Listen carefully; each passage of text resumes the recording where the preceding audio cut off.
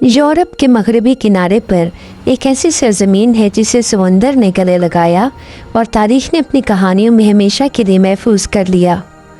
ये है पुर्तगाल, जहाँ सुनहरी साहिली नीली लहरें, पथरीली गलियाँ और सदियों पुरानी रवायात सब एक ही तस्वीर में समाये हुए हैं। ये एक ऐसा ख्वाब है जो उसे देखने के बाद हकीकत बन जाता है। जो यहाँ एक बार आता है वो उसे दिल में हमेशा के लिए महफूज कर लेता है।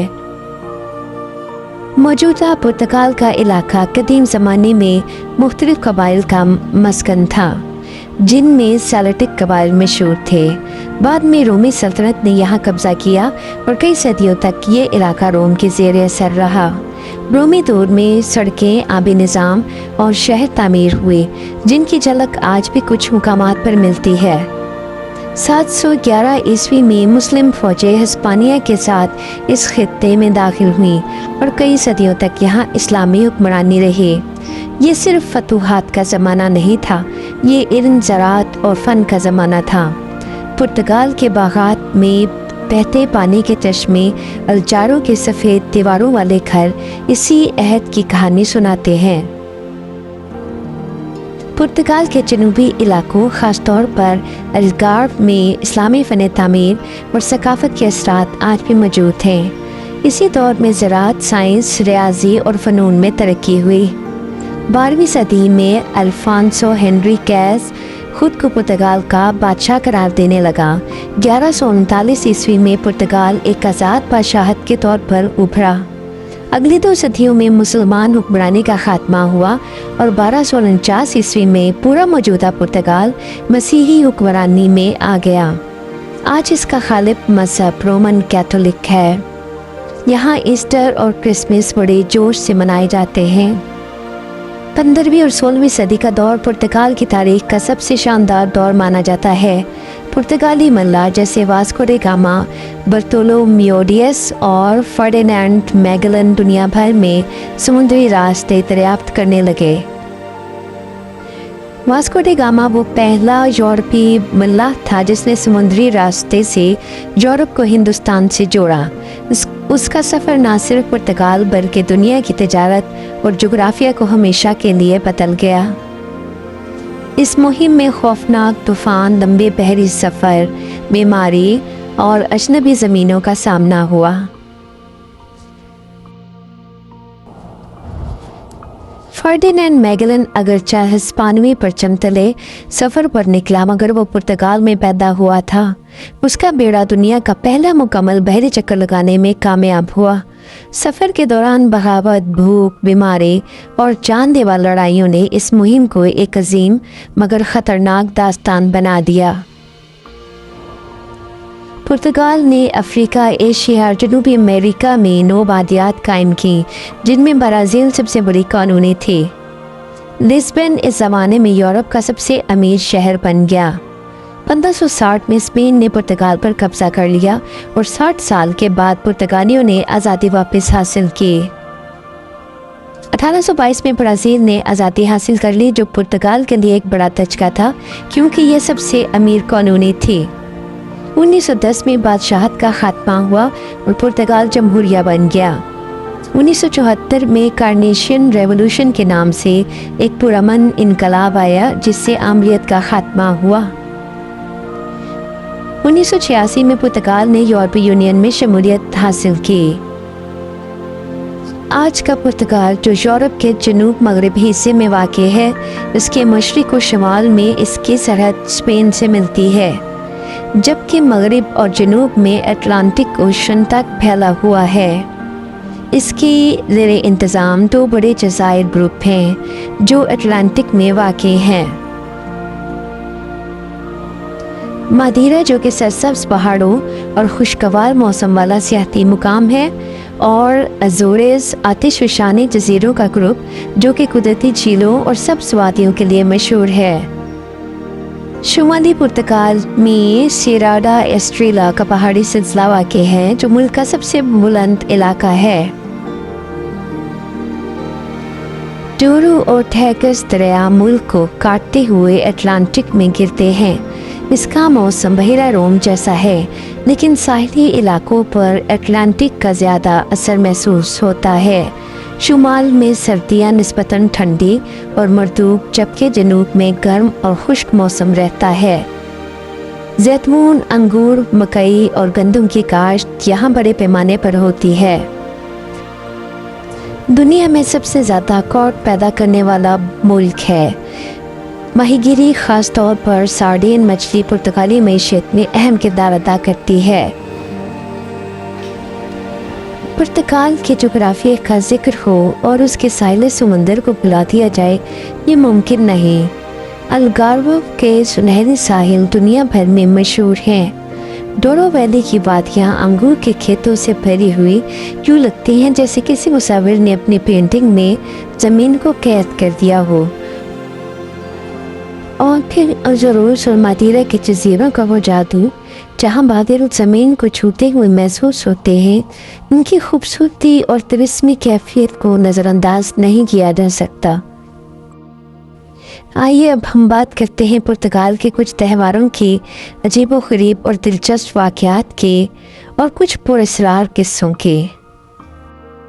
पुर्तगाल में हर साल लिस्बन में सेंट एंटोनियो का त्यौहार मनाया जाता है, जो मोहब्बत के सरपरस्त समझे जाते हैं। इस मौके पर नौजवान लड़के लड़कियां एक दूसरे को ख़ास तोहफ़े देते हैं, जिन्हें मॉन्जरेको यानी छोटे तुलसी के पौधे कहा जाता है।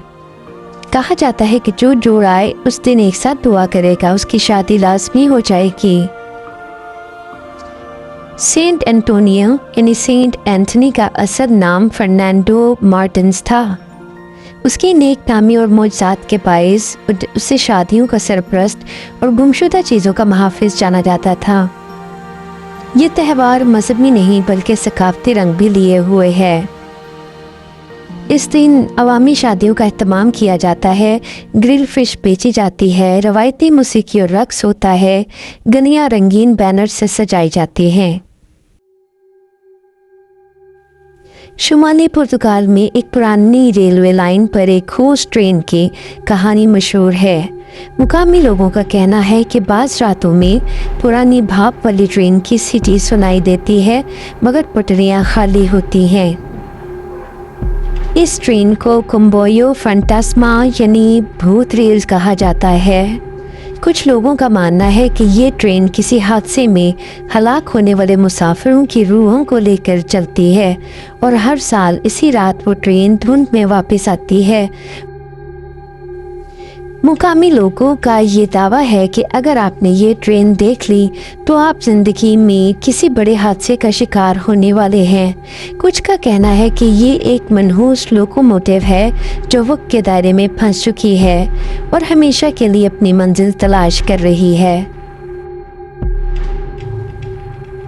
पुर्तगाल में दुनिया की सबसे पुरानी किताबों की दुकान भी है, लिलो एंड अरमाओ, जो 1732 में बनाई गई। लिस्बन की इस किताबों की दुकान को दुनिया की सबसे पुरानी फॉल बुक स्टोर माना जाता है। उसके तहखाने में कई नायाब और खुफिया मुसव्वदे रखे गए हैं जिन तक आम लोगों की रसाई मुमकिन नहीं। पुर्तगाल का सबसे मशहूर मजहबी मुकाम फातिमा है, जिसे sanctuary of our lady of Fatima कहा जाता है। कहा जाता है कि इस मुकाम पर 1917 में 3 बच्चों ने हज़रत मरियम को देखा। ये जगह दुनिया भर के कैथोलिक अकीदतमंदों के लिए मुक़द्दस है और हर साल लाखों ज़ायरीन यहाँ आते हैं। कहा जाता है कि पुर्तगालियों का दूसरा बड़ा मज़हब फुटबॉल खेल है। यहाँ लोग फुटबॉल खेल से बहुत मोहब्बत करते हैं।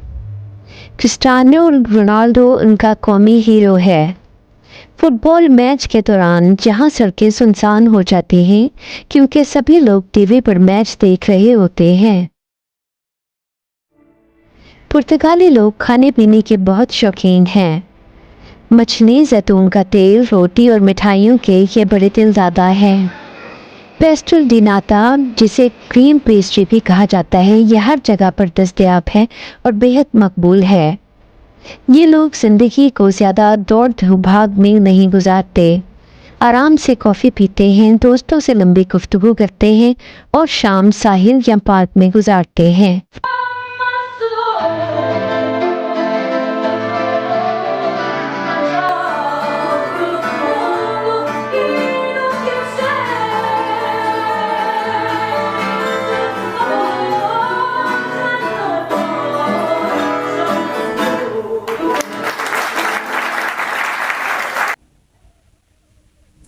فیڈو نامی موسیقی پرتگال کی روح سمجھی جاتی ہے، جو اداسی اور محبت کی داستان بیان کرتی ہے۔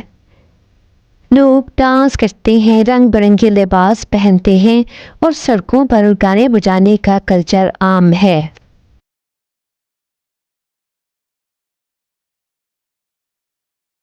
پرتگالی لوگ اپنی سمندری تاریخ اور دریافتوں پر بہت فخر کرتے ہیں۔ پرانی عمارتیں، قلعے اور یادگاریں ان کے ورثے کا حصہ ہیں۔ پرتگالی زبان ان کی پہچان ہے، لیکن شہروں میں انگریزی بھی سمجھی جاتی ہے۔ گفتگو کرتے ہوئے ہاتھوں کے اشارے اور چہرے کے تاثرات کا خوب استعمال کرتے ہیں۔ یہاں فیملی یا خاندان زندگی کا مرکز سمجھا جاتا ہے۔ 3 یا 4 نسلیں اکثر ایک دوسرے کے قریب رہتی ہیں۔ اتوار کو زیادہ تر لوگ خاندان کے ساتھ کھانے پر جمع ہوتے ہیں۔ یہ اجنبیوں سے بہت مسکرا کر بات کرتے ہیں اور مہمان کو اپنا دوست سمجھتے ہیں۔ اگر آپ کسی کے گھر جائیں گے تو وہ لازمی طور پر آپ کو کافی کی دعوت دے گا۔ پرتگال اپنی سیاحت، ثقافت اور معیشت میں ترقی کرنے کی وجہ سے یورپ کے پرامن اور خوبصورت ممالک میں شمار ہوتا ہے۔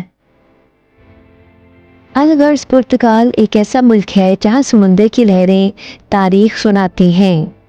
گلیوں کی اینٹوں میں صدیوں کے راز چھپے ہیں اور ہر تہوار میں خوشیوں کی خوشبو بکھری ہوئی ہے۔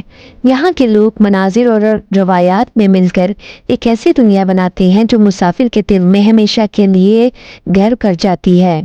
اور اگر آپ کو یہ خوبصورت سفر پسند آیا ہے تو ویڈیو کو لائک کریں، دوستوں کے ساتھ شیئر کرنا نہ بھولیں اور چینل ڈسکور اینڈ نو علم و دریافت کو سبسکرائب کریں تاکہ ہم آپ کو دنیا کے دوسرے حیرت انگیز گوشے دکھا سکیں۔